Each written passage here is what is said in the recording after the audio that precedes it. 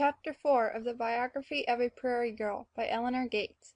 This recording is in the public domain. A Pariah of the Prairies. The young cowbird, perched tail to windward on a stone beside the road, raised his head, and uttered a hoarse cry of hunger and lonesomeness as a great black flock of his own kind, sweeping by on its way to the grazing herd in the gully, shadowed the ground about him for an instant. "Look-see! Look-see!" he cried plaintively, rolling his eyes and ruffling his throat. "Look-see! Look-see!" But the flock, dipping and rising in swift flight, sped on unheeding.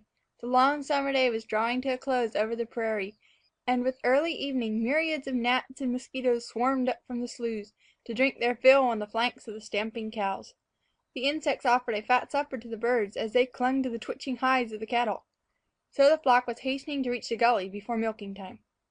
The young cowbird called disconsolately again and again, after the shadow of the flock was far away, making a moving blot across the darkening plains.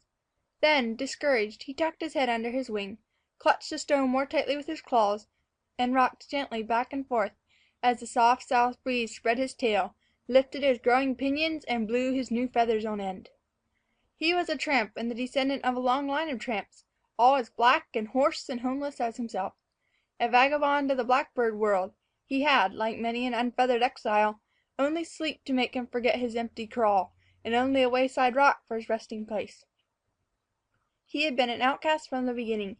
One day in the spring his tramp mother, too shiftless to build a home for herself, had come peeping and spying about the fuzzy nest of some yellow warblers that had built in an elder bush by the river, and finding the birds away, had laid a big white egg speckled with brown in the midst of the 4 dainty, pale blue ones that were wreathed with tiny dots.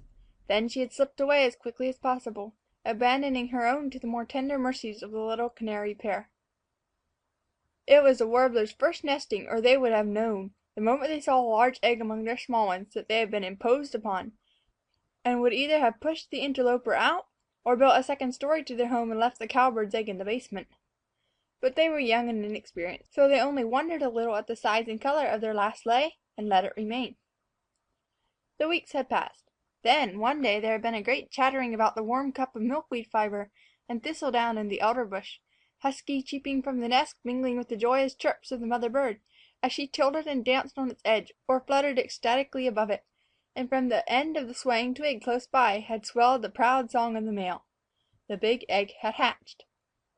When the first nestling had freed himself from his shell and tried his long, wobbly legs, he opened a wide, gaping, clamorous red mouth above his naked body, and this set the yellowbirds on such persistent and successful searches after worms that by the time the young cowbird's foster brothers and sisters were out, he had grown big and strong.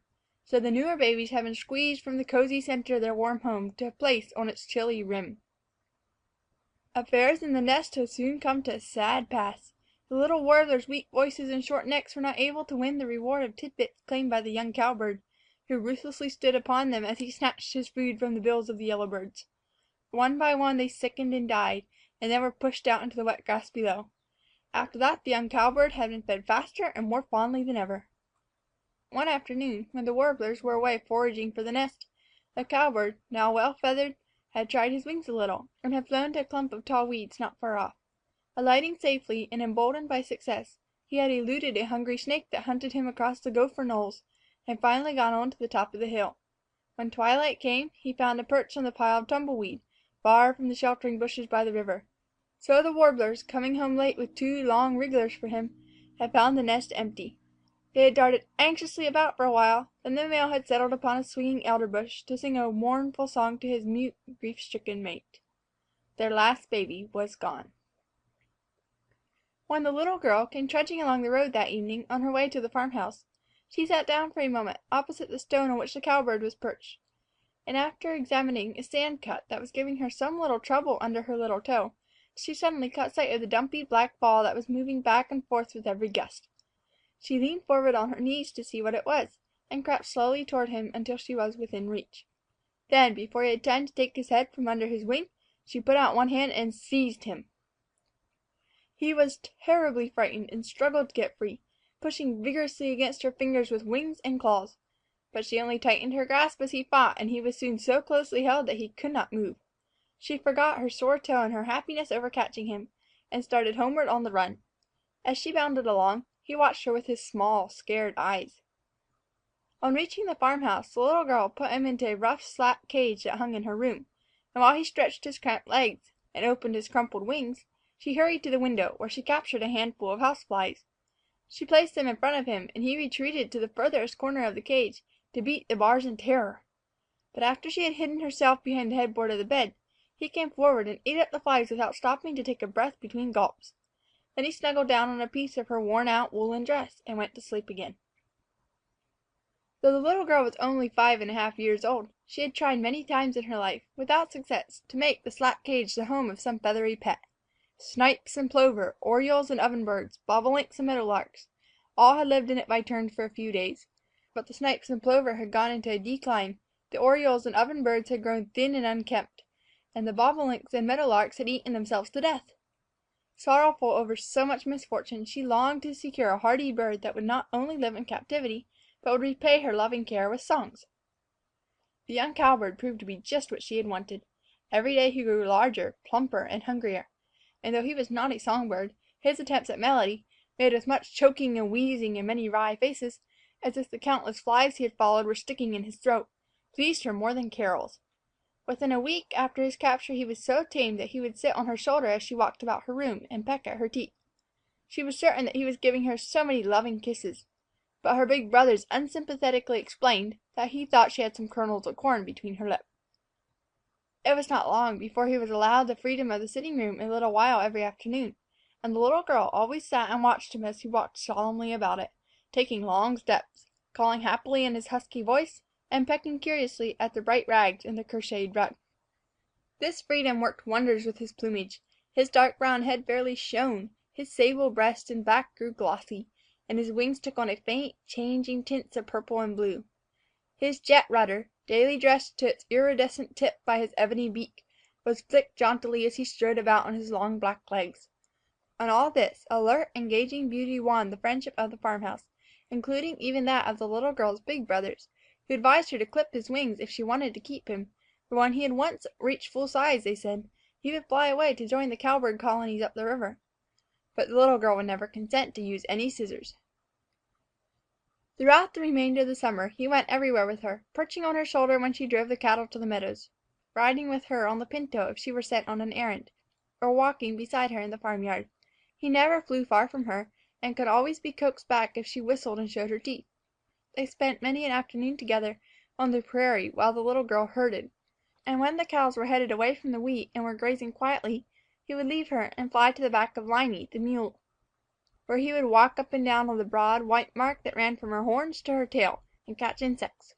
Liney, who liked the sharp thrust of his bill where a mosquito had been stinging, was careful not to wiggle her hide and scare him away. At dinner time he joined the little girl and shared her gingerbread. One night, just before the cows started for the milking pen, a big flock of cowbirds flew down and alighted in the midst of them, some of the birds perching upon the backs of the cattle to catch their supper. When the little girl saw the black company, she looked around for her bird, but could not tell him from the others. There were 3 perched upon Liney's back, and hoping that one of them was he, she ran toward the crow, calling softly and showing her teeth. But as she came close, the 3 flew away to their own heifer. Half weeping, she ran after them, calling still and smiling to entice him. The birds rose into the air again, this time alighting around the farthest cow in the herd. Overwhelmed with sorrow, the little girl turned back to where the cattle gad lay, holding her apron up to her wet eyes as she stumbled miserably along. But just as she flung herself down beside the whip, there came a harsh call from behind her, where the lunch pail stood. It was the cowbird. "Look-see! Look-see!" he cried, pecking at the brown paper that held the gingerbread. Jumping up, the little girl ran to him and caught him tenderly to her breast. He was so inquisitive that he soon became unpopular at the farmhouse, and on several occasions all but had his neck wrung for the wrongdoing. One day he picked the eldest brother's fiddle strings in two. Another time he was discovered digging holes in the newly baked loaves of bread that had been set in a window to cool. And again he stole hot potatoes out of a kettle on the kitchen stove. But whenever danger threatened, the little girl championed him valiantly. So time after time he escaped merited punishment, which was to have not been less than death or exile, for he was too small to whip. But one morning in the early fall he was confronted with a very grave charge, one that was, if proved true, to cost him his life or his home. The little girl's mother, on going into the kitchen at sunrise to prepare breakfast, discovered all her crocks of milk disturbed on the shelf behind the stove, on which they stood in a long yellow row, spattered with milk from end to end. As she turned, very puzzled, from the shelf to the table, she saw the cowbird gravely walk about on the white oilcloth. "Look-see! Look-see!" he cried to her, flirting his tail and blinking his eyes. "Look-see! Look-see!" She ran to the table and seized him angrily in her hands, certain that he had forsaken his own little pan of water to bathe in the milk. But when she had looked him over carefully, and found him dry and tidy from top to toe, she let him go, forgetting to feel the white oilcloth upon which he had been promenading, and which was spattered with milk like the shelf.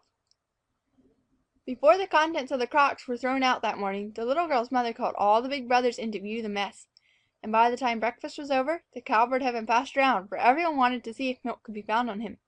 None was discovered, however, so the little girl was allowed to carry him away in triumph on her shoulder.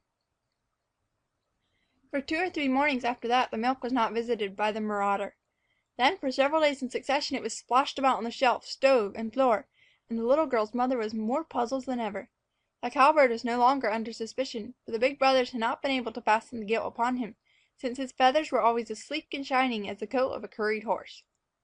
It was decided to poison a part of the milk for several nights and put the rest carefully in the cupboard. This was done, but though morning after morning the shelf was sprinkled as badly as ever, no dead body of cat, bird, or wild animal was ever found in the kitchen to solve the mystery. So a new plan was adopted, and tin pans were put upside down over the crocks to keep the nightly visitor out. This arrangement worked well for a week or more. Then one morning there was a terrific rattling and banging in the kitchen, followed by deathly stillness. Certain that the disturber of the milk was at hand, the entire family rushed pell-mell through the sitting room and down the entry to the kitchen door, which they flung wide open and excitedly peered in. On the floor lay a tin pan that had been knocked from its place, and in one side of it was a large dent where it had struck the stove in falling. The milk in the uncovered vessel was not disturbed, and there was no sign of any living thing in the room. Baffled and wondering, they returned to their beds. But the little girl, before going back to hers, remained behind a moment to look for the cowbird. At last she spied him, perched high up on the elbow of the stovepipe. He was trembling violently, and his glossy black feathers were standing out, straight on end. The neighbor woman, who dropped in at noon, made a suggestion that the big brothers decided to act upon. She declared that the kitchen visitor was a milk snake, and that one night spent on the watch without a light would prove her correct. So that very evening, the eldest brother, wrapped in a buffalo robe and a pair of blankets, sat on a bench behind the kitchen door, resolved to keep awake till morning and wait for the mysterious disturber. The rest of the family prepared for bed, after providing him with the musket, powder and buckshot, and the clothes stick, and on looking in upon him before retiring, found him sitting grimly in his corner, the musket leaning against one shoulder, while upon the other perched the cowbird. The sun was just rising the next day when the little girl's mother awoke. She was surprised at not having been aroused earlier by the noise of an encounter, and, accompanied by the little girl and her other big brothers, tiptoed quickly but softly down the entry to listen. All was quiet. She pushed the kitchen door open a little to look at the crocks. They had not been molested.